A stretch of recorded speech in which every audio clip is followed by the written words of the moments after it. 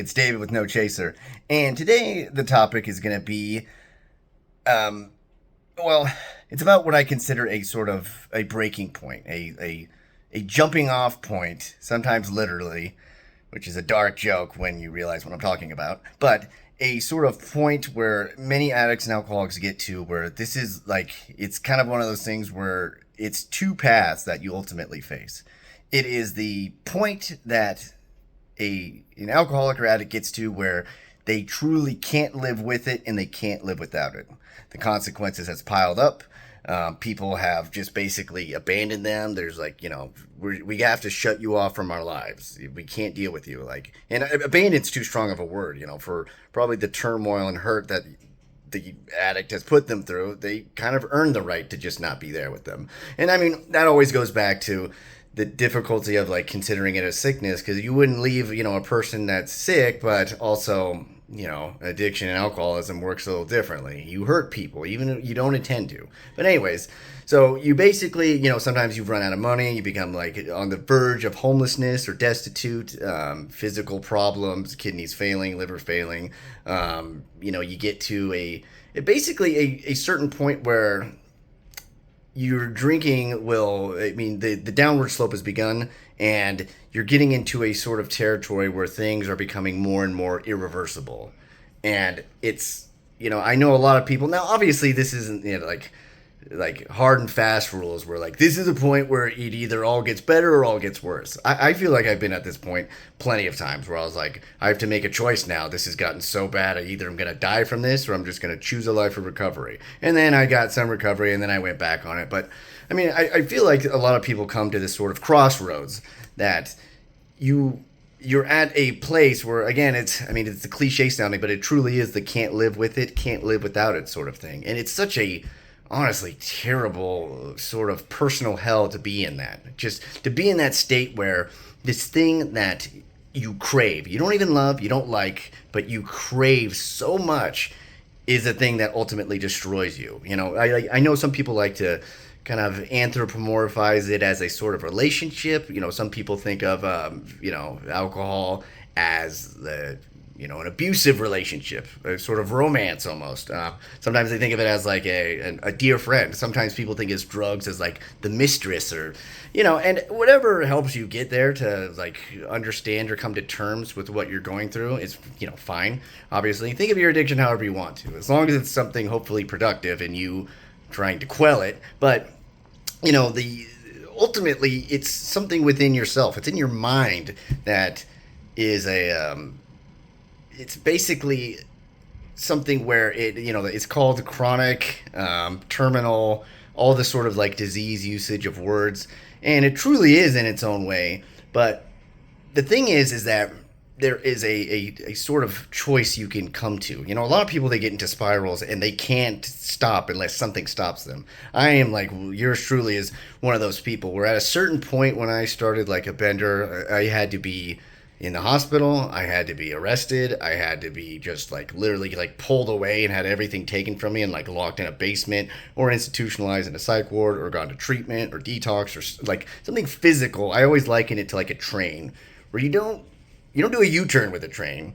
You don't even turn with a train. There is no, it's just going forward and something is going to have to just stop it. It takes too long to brake, and it's just a train headed for a cliff, and it's either going to go off the cliff or something is just going to get in its way that will hopefully stop it from doing so. And a lot of times when you're caught in that, it's a terrible feeling. Especially, I go back to this idea of can't live with it, can't live without it. It's destroying like everything that you hold dear. And in this way, it also seems like it's like in cartoons when, like the Roadrunner and Coyote, I don't know why they hate each other, where that beef started, but kind of in this way where, that's not my drawing, by the way, but kind of in this way where they run off, they chase one of them off the cliff in like the Looney Tunes, and then, they're still running, and it's only when they look down do they fall. And a lot of that is like when you go on a bender or sort of a binge where it's like you have to kind of put the blinders on and be in denial. And it's only when something either happens to you or you stop and allow all the momentum to come crashing down that you have to get help, or you can just continue to the very, very bitter end. And you would be surprised of how many people choose just the the bitter end. Just, they become resigned. I know a lot of people that, especially, and one was the father of a dear friend of mine, where they kind of just got away with drinking for such a long time, and they had drank for, we were talking decades, and essentially like in their 50s, crawling up to their 60s, and everything started piling up. Usually health problems are like how Ernest Hemingway described bankruptcy. It happens two ways at the same time, gradually and suddenly. And, that's what occurred with my friend's dad. And it was to a point where he just kind of, in a sense, I don't like to say given up, but he, more, I think, accurate just to be like resigned to the fact that this was going to be the end of his life. There was too much damage was done. There's no coming back from this. Maybe you don't have just the spiritual will or energy to try to come back from this. And it's just, this is all that you have left. I mean, it's not even really a reprieve anymore, but I've said before that a lot of it, when you get into the real dog days of true alcoholism, your only sort of joy or relief that you get is just the reduction of suffering, just the feeling of being less sick. And people run into that. In my case, I had some of those just daily drinking days where I was like, functioning in that, sense where, yes, I know there's no such thing as like a functioning alcoholic in a real way, but most people, you understand what I mean. Like, you're able to pay bills and get along with your life. I did that for a good amount of years, not quite a decade. And by the way, barely functioning. It had like crises, at least multiple times a year, just all sorts of legal troubles, bad stuff, but just getting by. And then the more that I had like sober time in between lapses, the relapses got like, they were more acute and they got worse, but, they didn't last as long. And I was under no illusion that I'd ever drink normally. And so what eventually happened was that I was faced with sort of this decision, and I become faced with it because things get so bad so quickly that I have to come to terms with it. In a very strange way, there is a sort of silver lining to the fact that my drinking has become so destructive, because to be like fully candid and honest, like if I was able to, quote unquote, get away with drinking, I think I'd still be drinking. I don't like to admit that. It feels kind of shitty, but I think that's honestly sort of the truth, because I don't, I just, it's too easy to kind of continue on in like the diet misery, kind of like the comfortable sort of shittiness. And I think I would do that. But honestly, I'm not functional when I drink anymore. I just go crazy. One brain gets taken out and another one gets put in. And in a way, that will be the death of me, or it will be a lifesaver, because it's truly at this, I come to these crossroads where it's getting more destructive. I'm becoming more suicidal, and I don't know if I can do this shit anymore. And I don't mean like I can't do it like mentally and emotionally. It's just taxing and just, too much friction just in my spirit, and I hate it. I mean, I literally get to a point where I'll probably kill myself if I continue on this way, or I can be in recovery and just hopefully live a life worthwhile. And I think many people, they're a lot of times it's a sort of addict's purgatory in a way, except I would liken it more to hell, because it's not, I mean, purgatory is kind of like a neutral seeming thing.